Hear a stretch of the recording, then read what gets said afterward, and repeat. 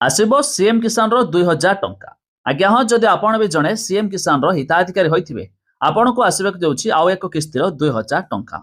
आपण जानिछंती एबे recently PM किसान योजना अधीन रे 2000 टंका 21तम किस्ती बाबद रे नवेम्बर 19 तारिख रे बंटन होइथिला। हेले एई मध्यरे राज्य सरकार तरफरु शुभारंभ होइथिबा सीएम किसान रे आउ 2000 टंका आसीबाकू जाउछि। केबे मिलिबो, काहाकू मिलिबो, वीडियो रे जानिबा ता पूर्वरु वीडियो को लाइक करंतु, सब्सक्राइब करनथिले एबे सब्सक्राइब करी पाखर थिबा बेल आइकन को दबाइ दियंतु। आपण जानिथिबे केंद्र सरकार तरफरु पीएम किसान शुभारंभ होइथिया बेले राज्य सरकार तरफरु सीएम किसान योजना शुभारंभ होइछि, जाकी पूर्व सरकार थिबा बेले हाकू कालिया योजना आरंभ होइथिला।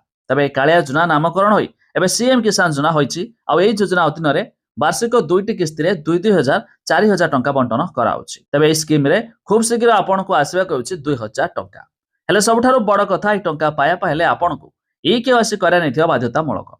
अनेक हिताधिकारी अछंती जो माने ई केवासी कराई नाहंती, जा द्वारा मध्य सीएम किसान रे टंका पठाले भी सरकार सेमानक खाता रे जमा होई पारु नाही। तणुकर एथिपाई आपण को आधार बेस्ड ओटीपी ई केवासी कराई नबा जरूरी। तबे एथिपाई वेबसाइट रो लिंक आमे डिस्क्रिप्शन रे देइछु, आपण माने ई केवासी करि पारिबे। ता छडा यह भी जानि रखंतु एही योजना रो एबे शेष तारिख थिला डिसेंबर 31 तारिख आवेदन करिबार।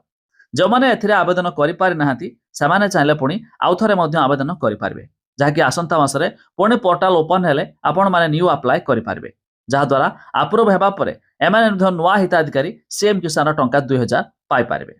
ता छडा जानि रखंतु एही टंका मिलिबो केबे। ते मिलुथिबा सूचना मुताबक ए जनवरी मासरे मध्य आउ एक किस्तिर 2000 टंका आसी पारे, काहेकि ना पीएम किसान रो 21तम किस्तिर टंका नवेम्बर 19 तारिख रे सरकार मध्य बंटन करथिले। एबे बाकी रहिछि सीएम किसान योजना टंका आसीबाकू नै।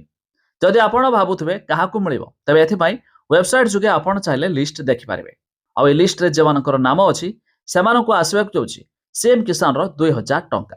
तबे ए लिस्ट भी आपण देखिया पाइ हेले वेबसाइट रो लिंक आमे डिस्क्रिप्शन दे देबो, आपण माने जाय मध्य चेक करि पारिबे।